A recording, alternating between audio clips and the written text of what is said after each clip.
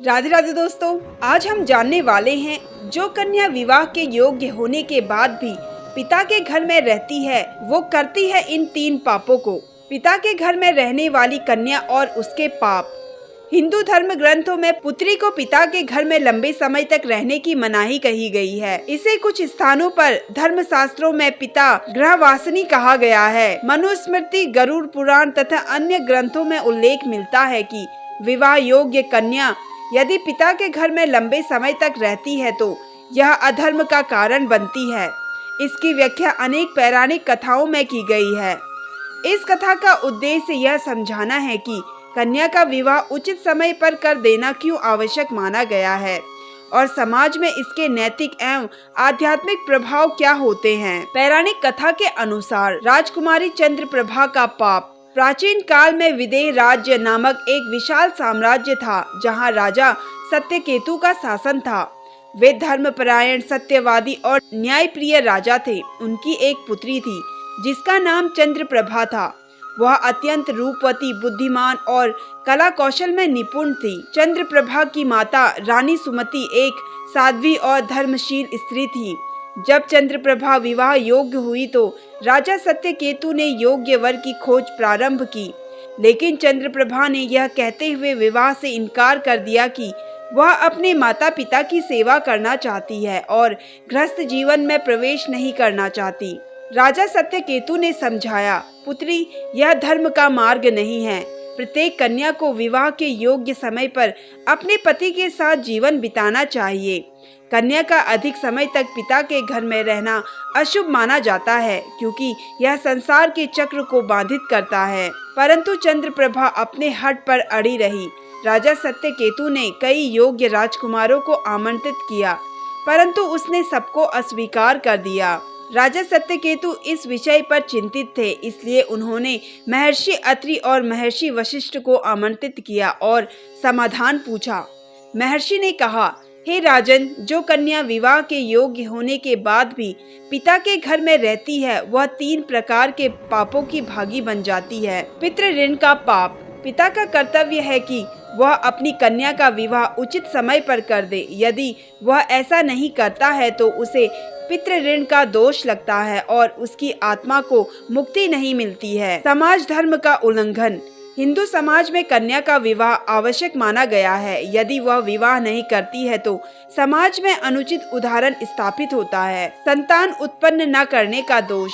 विवाह के बाद ही संतान उत्पन्न होती है जिससे कुल की वृद्धि होती है। यदि कन्या विवाह नहीं करती है तो वह अपने पूर्वजों की वंश परंपरा को रोक देती है, जो कि अधर्म है। यदि कन्या विवाह नहीं करती है तो वह परलोक में प्रेत योनि को प्राप्त होती है और अनेकों जन्मों तक दुख भोगती है। राजा सत्यकेतु भयभीत हो गए और उन्होंने तुरंत कन्या को विवाह करने को आग्रह किया, परंतु चंद्रप्रभा ने अब भी स्वीकार नहीं किया। कुछ वर्षों के बाद चंद्रप्रभा के माता पिता का स्वर्गवास हो गया। अब राज्य में मंत्रीगण और समाज के वृद्धजनों ने भी उनसे विवाह करने का आग्रह किया, परंतु वह अपने निश्चय पर अडिग रही। समय बीतता गया और एक दिन जब वह वन में तपस्या कर रही थी तो उसे एक अद्भुत दृश्य दिखाई दिया। आकाश से एक दिव्य विमान उतरा जिसमें कुछ प्रेत आत्माएं विलाप कर रही थी। वे भूतपूर्व कन्याएं थी जिन्होंने विवाह न करने का पाप किया था।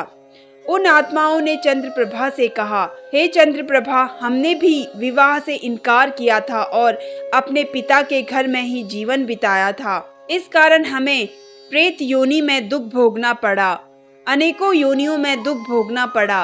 अब हम प्रेत योनि में हैं क्योंकि हमने अपने पितृधर्म का पालन नहीं किया। यदि तुम भी इसी मार्ग पर चलोगी तो तुम्हारा भी यही परिणाम होगा। चंद्रप्रभा इस दृश्य को देखकर भयभीत हो गई।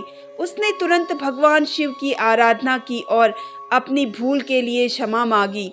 तब आकाशवाणी हुई, हे चंद्रप्रभा, अब भी समय है, विवाह करो और अपने कुल की रक्षा करो। चंद्रप्रभा ने अंततः एक योग्य वर से विवाह किया और गृहस्थ जीवन को अपनाया। इस कथा से हमें यह शिक्षा मिलती है कि हिंदू धर्म में विवाह केवल सांसारिक बंधन नहीं है बल्कि एक आध्यात्मिक कर्तव्य भी है। जब कोई कन्या विवाह योग्य होती है तो उसका विवाह कर देना ही श्रेष्ठ माना गया है।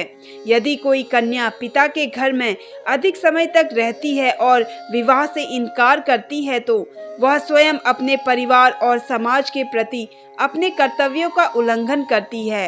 यही कारण है कि शास्त्रों में इसे पाप माना गया है।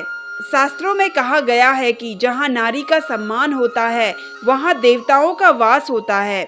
लेकिन नारी के सम्मान का अर्थ यह भी है कि अपने धर्म और कर्तव्य का पालन करे और विवाह उपरांत अपने गृहस्थ धर्म को स्वीकार करे। यही हिंदू धर्म की परंपरा और समाज की व्यवस्था का मूल आधार है।